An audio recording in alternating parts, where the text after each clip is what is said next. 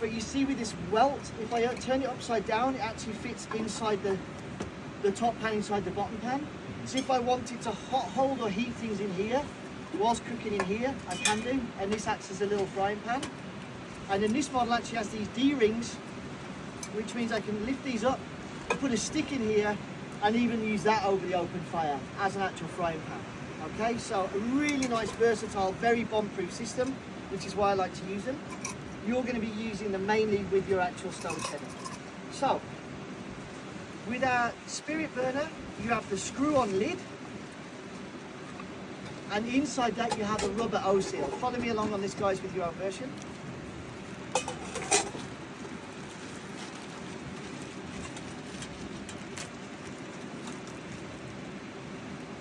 You want that rubber O-seal inside the lid.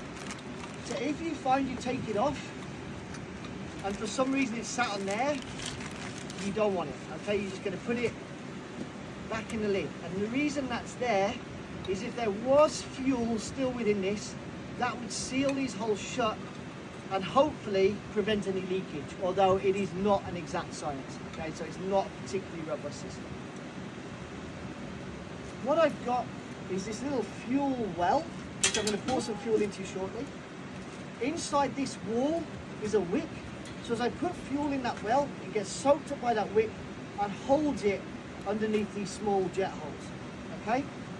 So what will happen when I light the fuel, I'll get a big, typically orange flame in the beginning, and then as the fuel in that well wall warms, it'll gas, and then it'll burn like a little gas ring almost, as the system sort of self-heats and self-primes. Okay? As soon as it's lit, I can cook on it. Quite simply, it's producing heat. But it's producing heat most efficiently once it's burning like a little gas ring. So, I'm going to give you a demonstration of that just now, and then I'm going to let you guys have a go. One of the themes I want to carry through for this week is what at first can feel like huge minimization. If we actually understand things properly, we can realize we're living in abundance. So even though we're sort of camping for the week, all the resources I'm giving you are abundant. So you're all going to get a full litre fuel bottle each, and that should be more than enough for like 2 weeks on an extended camping trip. And you're going to be doing limited cooking. So it's not a competition as to who can burn the most, but actually who can burn the least. So you're going to cook with these, but let's see at the end of the week how much fuel you actually have left. Okay, I'm just going to demonstrate right now, so don't copy what I'm doing, just look in. You have a safety lock on the fuel bottle. If you can't figure it out, you don't deserve it. More, please. I'm just going to pour about a third into that reservoir for demonstration purposes. Okay? After a while, you kind of get to know a little bit like how much fuel you use for what. What I would say for you guys, knowing that we're staying at this location today, tomorrow, feel free to kind of half fill your fuel well, and then if you've overestimated, we'll burn these off before we leave in a couple of days' time, okay? Just to kind of get the measure.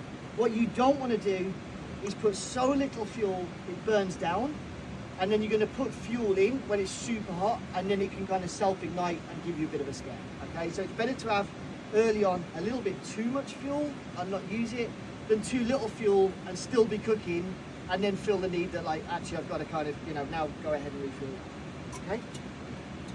So, I'm going to light this in just a second.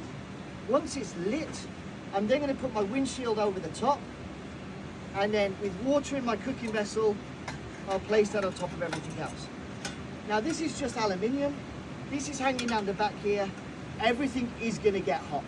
Okay, so it's a good idea before you get started, have a tent peg or a stick or something that means as you're taking this on and off, you're not using your Mark 1 chubby finger that's going to get incinerated 2.5 hours away from a hospital. Okay, so just start to think in terms of your own safety. I'm just going to put a small amount of water in here for demonstration purposes. For evening meal, I'll cook the actual meal, which is a bolognese, and you're all going to cook your own spaghetti, okay?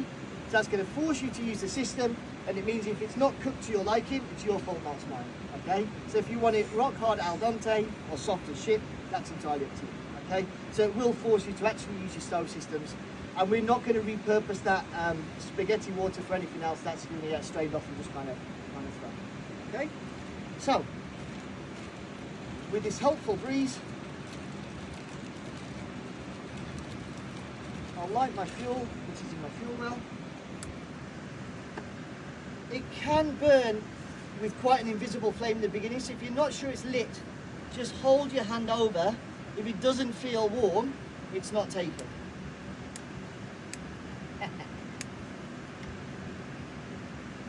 Hopefully, you can actually see the flame. That's gone out again.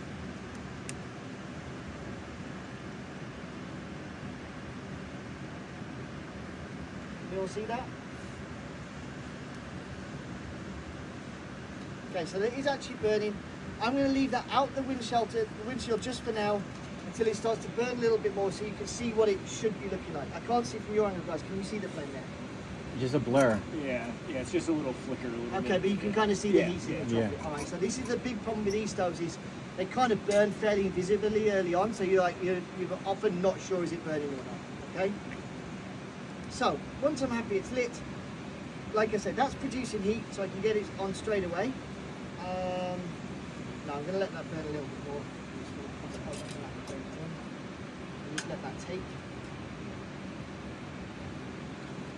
Try to get used to kind of keeping all your stuff together, especially if you're moving around. It's super easy to like kind of kick off your screw lid.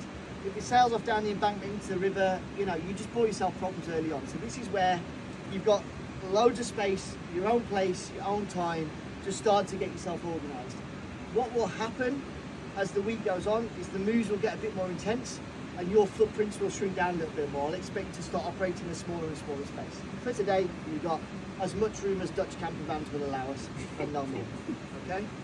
So hopefully you can start to see that burn a bit brighter now. You guys seeing that? Mm-hmm. Okay, so that's kind of that flame setting. And as the heat starts to put into that wall and the wick, then like I said, it will start to evaporate, and this will look a little bit more like a conventional gas ring that you guys are sort of used to, because that liquefied fuel is now getting gaseated to actually burn. So, I'm going to pop my windshield on, and my water on to boil. What I particularly like about this system is it's very, very stable. So I have got no qualms, because it is a slightly longer boil time than some of the more modern stoves, to leave this alone and go get on with something else. So if I think this is going to take 10-12 minutes to boil a litre of water for my coffee in the morning or whatever the case might be, I'm not going to sit there and sort of like wet nurse it like I would with some of the other stoves, where I'm a lot more concerned about what happens if they tip over anything. So if I'm happy that's on a stable surface, I'm happy to kind of go away, get on with something else, do something else, come back to it a little bit later on. Okay? In terms of water, I've got a hanging filtration bag from a company called MSR, which is American, so it's high quality. It takes about 5 to 8 litres, depending on how much I fill it. And that's coming straight out the river. And effectively from that filtration device, that makes it safe to drink, okay? So if we're boiling water, it's to heat water because we want it hot to cook or to make tea or coffee with, okay? I wouldn't necessarily drink directly from source here. I'm fairly happy, but certainly as we go further north, we could drink directly from source. I'd put the mug in, like in the glaciated stream, and glug it on down, no problem at all. It's just, I'm airing a little bit of caution here because I don't know about local contaminants because of how well that water collection site is actually used, and I don't know how many people have thrown what in that water. So even though it's fast moving and it's good cold water, it shouldn't have any infection risk. We've got that filter, so let's just use it for now. But certainly if you aspire to just kind of dip your cup in the stream and drink from it, we'll be getting there a little bit later on. Is there any industry upstream? I mean, this is like a 260 mile long river. Okay. So there's definitely something upstream. So